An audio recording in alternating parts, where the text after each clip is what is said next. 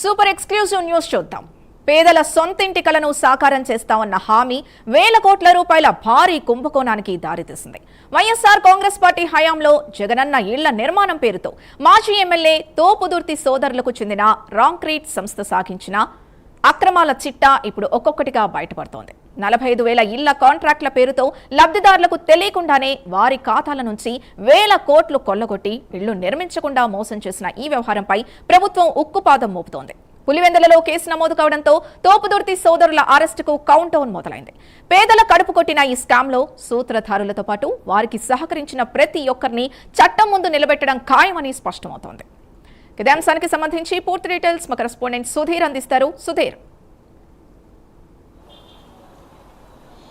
Right. ముఖ్యంగా చూసుకుంటే ఏదైతే వైఎస్ఆర్ కాంగ్రెస్ పార్టీ అధికారం ఉన్న టైంలో అయితే కనుక దాదాపుగా మనం చూసుకుంటే కనుక ఏదైతే ఆ పేదలకు సొంతింటి కళ నిజమా అనే విధంగా కూడా అప్పట్లో దాదాపుగా ఏదైతే వైఎస్ జగన్మోహన్ రెడ్డి ముఖ్యమంత్రిగా ఉన్న నేపథ్యంలో కూడా ఆ జగనన్న లేఅవుట్లకు సంబంధించి అలాగే జగనన్న ఇండ్లకని సంబంధించి నామకరణం కూడా చేయడం జరిగింది. ఆ నేపథ్యంలో కూడా దాదాపుగా రాష్ట్ర వ్యాప్తంగా మనం చూసుకుంటే కనుక అలాగే రాయలసీమ వ్యాప్తంగా చూసుకుంటే కనుక దాదాపుగా ఇప్పటికే పేదలందరికీ కూడా ఇల్లు ఇవ్వడం జరిగింది. అయితే ఈ పేదలకి ఇల్లు ఇచ్చినటువంటి ఇళ్లలో అయితే కనుక పూర్తి స్థాయిలో ఒక భారీ కుంభకోణం అయితే కనుక బయటపడిందని చెప్పుకోవచ్చు. అయితే ఈ నేపథ్యంలో కూడా మనం చూసుకుంటే ఏదైతే మాజీ ఎమ్మెల్యే అయినటువంటి తోపుదుర్తి సోదరులు ఎవరున్నారో వాళ్ళకి సంబంధించినటువంటి రాంక్రీట్ అనే సంస్థ ద్వారా కూడా పూర్తిస్థాయిలో కూడా దాదాపుగా 45,000 ఇళ్లకు సంబంధించినటువంటి ఏదైతే బిల్లులు ఉన్నాయో ఆ బిల్లులకు సంబంధించినటువంటి డబ్బులు కూడా పూర్తిస్థాయిలో పెద్ద ఎత్తున కూడా స్వాహా అయిన పరిస్థితి అవుతుంది.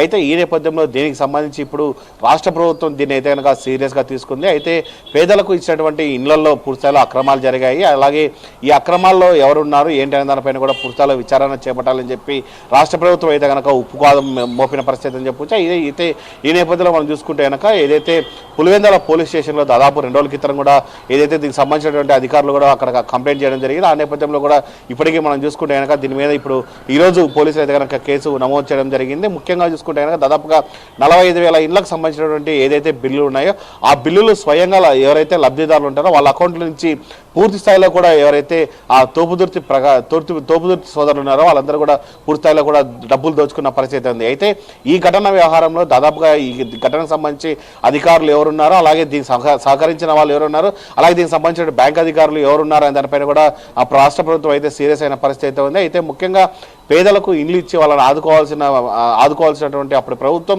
పూర్తిస్థాయిలో కూడా పేదలకు ఇండ్లు ఇచ్చామని చెప్పి పూర్తిస్థాయిలో వాళ్ళందరినీ కూడా దోచుకున్న పరిస్థితి ఇక్కడ కనపడుతుందని చెప్పుకోవచ్చు. దీనిపైన నిజాలు కూడా పూర్తిస్థాయిలో బయటికి రావాల్సిన పరిస్థితి ఉంది. మరోపక్క ఆ ఇండ్లకు కూడా పూర్తిస్థాయిలో జగనన్న లేఅవుట్లు అలాగే జగనన్న ఇండ్లని కూడా నామకరణం చేయడం జరిగింది. అలాంటిది అంత పేరు పెట్టుకున్నటువంటి దానిపైన కూడా పూర్తిస్థాయిలో ఈరోజు అయితే కనుక భారీ కుంభకోణం అయితే కనుక బయటపడిందని చెప్పుకోవచ్చు. అందులో భాగంగానే మనం చూసుకోవచ్చు ఈరోజు పులివెందులో కూడా కేసు నమోదు చేయడం జరిగింది. అలాగే ఈ రోజు కూడా పూర్తిస్థాయిలో కూడా తోపుదుర్తి బ్రదర్స్ అయితే కనుక కౌంట్ డౌన్ కూడా మొదలైందని చెప్పుకోవచ్చు. ఖచ్చితంగా వీళ్ళ అరెస్ట్కి కూడా రంగం అయితే సిద్ధమైనట్టు కూడా మనకైతే ప్రాథమికంగా తెలుస్తున్నట్టు ఉంది. ఏదేమైనా సరే ఈ రోజు పులివెందుల పోలీస్ స్టేషన్లో కూడా దీనిపైన అయితే కనుక కేసు నమోదు చేశారు. ఈ నమోదు చేసిన అనంతరం కూడా పోలీసులు ఎటువంటి చర్యలు తీసుకుంటారు ఏంటి దానిపైన కూడా సర్వత్రా ఉత్కంఠని చెప్పుకోవచ్చు. అయితే కేవలం పేదలు ఇండ్లు కట్టుకొని వాళ్ళు జీవించే నేపథ్యంలో కూడా వాళ్ళకి సంబంధించినటువంటి డబ్బులకు సంబంధించినటువంటి దాదాపుగా కోట్ల రూపాయలు కూడా అయితే కనుక ఇవాళ అయితే వీళ్ళు దోచుకున్న పరిస్థితి ఉంది. దీన్ని రాష్ట్ర ప్రభుత్వం అయితే కనుక బయటికి తీయడం జరిగింది. దాన్ని సీరియస్గా తీసుకోవడం జరిగింది. వీళ్ళపైన ఇప్పటికీ కేసులు పెట్టడం జరిగింది. దీని వెనక ఎంతమంది ఉన్నారు ఏంటి అనే దానిపైన కూడా విచారించే పనులు కూడా పోలీసులు పడుతున్నారని చెప్పుకోవచ్చు. మరోపక్క తోపుదుర్తి ప్రకాష్ సంబంధించిన సోదరులు కూడా పూర్తిలో కూడా వాళ్ళందరికీ కూడా కౌంట్ డౌన్ కూడా మొదలైందని మనం అయితే చెప్పుకొచ్చింది. రైట్. Thank you Sudheer.